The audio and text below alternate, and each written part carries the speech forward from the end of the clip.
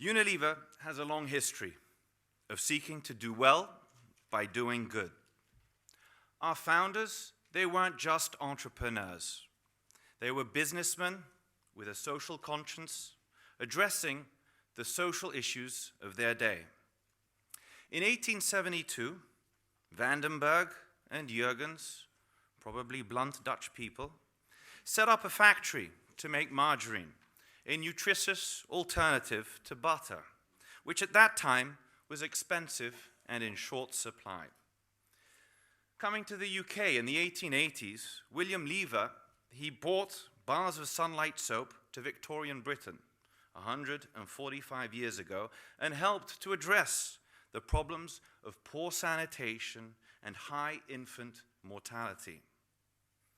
And interestingly, it was Lever who, in 1919, found that the traditional accounting methods used at that time were unsuited to modern business.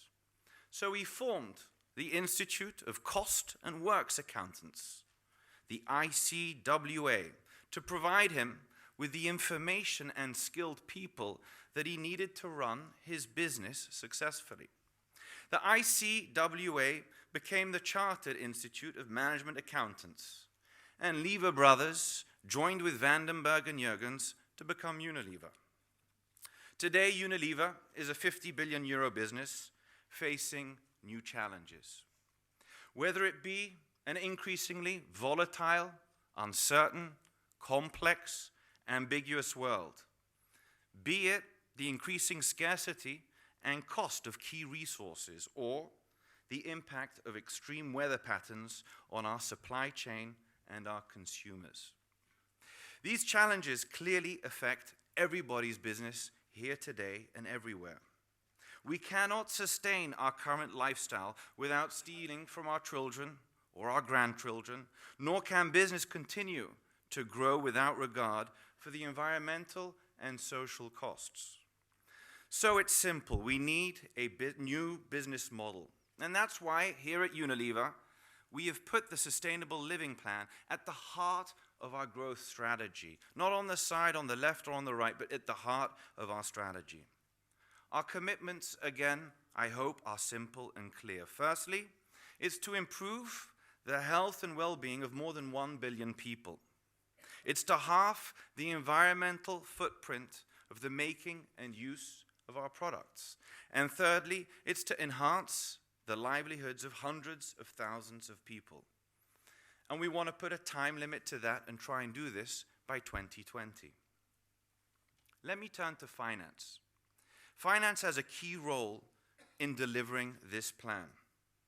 So the pressure on my shoulders are high. We need to recognize, understand, and internalize our consumption of resources. Not only those that appear on our traditional financial statements, but also those which, until now, we have treated as if they were free. What would be the impact on our business strategy and our investment decisions if we factor in the full cost of the resources that we are using? That is why we are signatories to the Natural Capital Leadership Compact, a collective call for action to properly value and maintain the Earth's natural capital. Coupled with this, we also need a shift to integrated reporting. The challenge is now just how do we get there? Unilever has joined the pilot group for the International Integrated Reporting Council, and I hope that this will help make us drive rapid progress. Second point, finance must help drive progress by ensuring the integrity of the numbers. What you measure is what you get. And the sustainability agenda brings new challenges as we focus on sustainability metrics. We need to integrate these new metrics with traditional financial KPIs and hold a mirror to the business by setting stretching targets and measuring performance against them. Let me give you an example.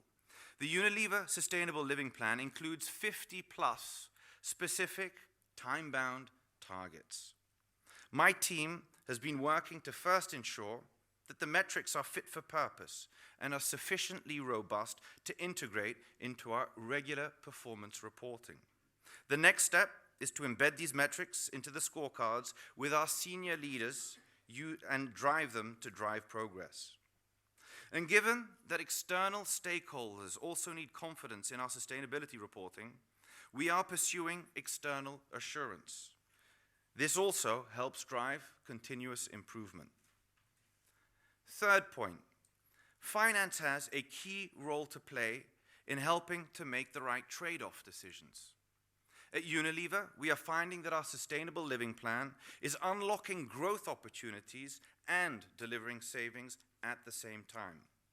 An example, hand washing campaigns not only help improve hygiene, they also create markets for our soap. Lightweight packaging not only reduces waste, it also delivers savings. But sometimes conflicts do arise, choices do need to be made, and this is at the heart of the finance role. It's not just about saying no, being passive, and the word this afternoon was used, being blockers.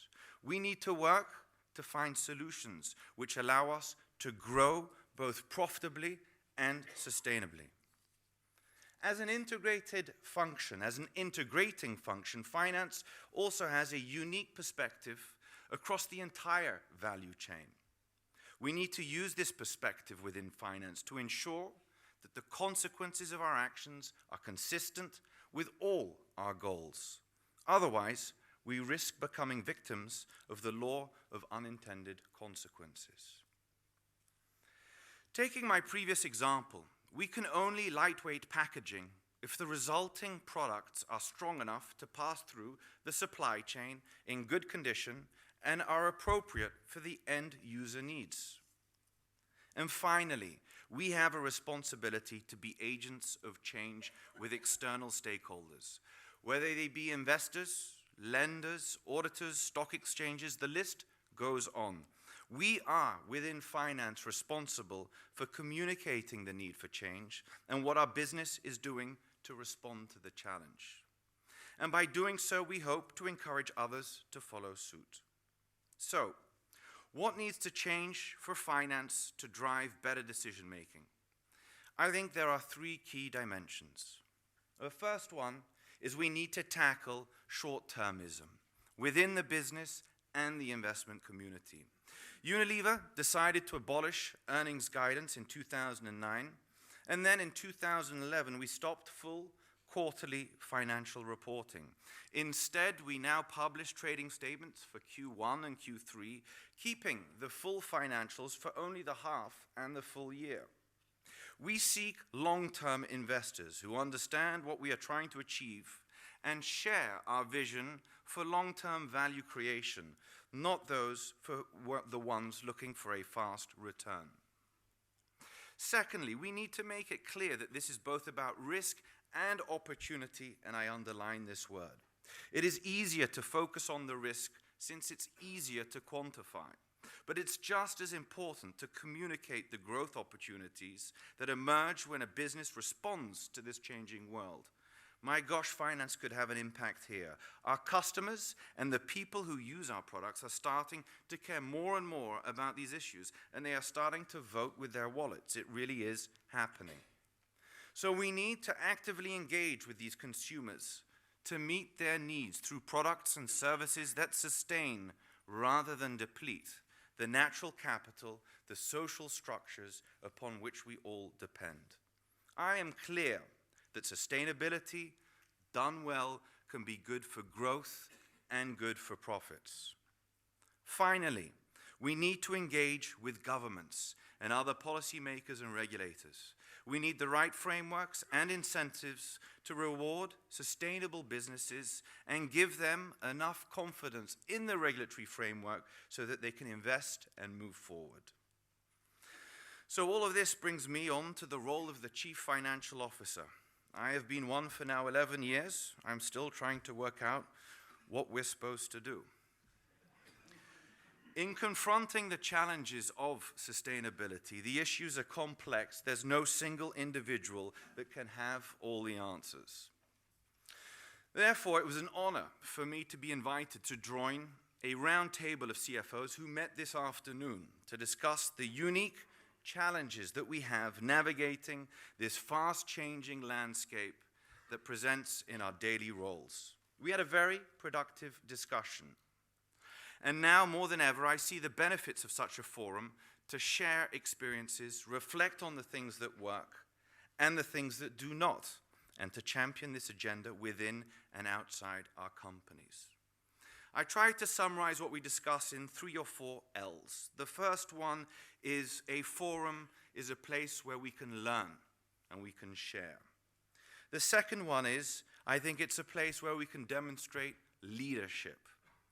The third one is a place where we can drive a level playing field because of the comparability that's required. So it's about learning, leadership, level playing field.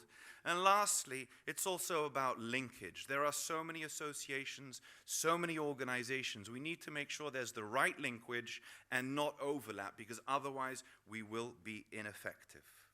And perhaps the last L is to leverage non-finance or other individuals like CIOs. So there is much for us to do. Let me end by once again reflecting on the achievements of Lord Leverhulme. He saw the need to address an important social issue of his time, and in so doing built a very strong business which we have today. Years later, he realized that the system of accounting was not meeting his needs, and so he created an organization to champion a new approach. Once again, today, we face similarly huge challenges. Let us hope that we can be inspired by William Lever's example and all be part of the solution. Thank you very much.